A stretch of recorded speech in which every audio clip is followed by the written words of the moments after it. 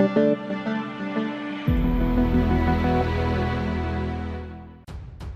to hard reset Oppo A2. Step 1. First, turn off your Oppo by using the power key.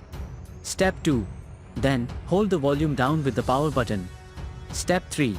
When the Oppo logo shows up, release the power key and continue holding the volume down only.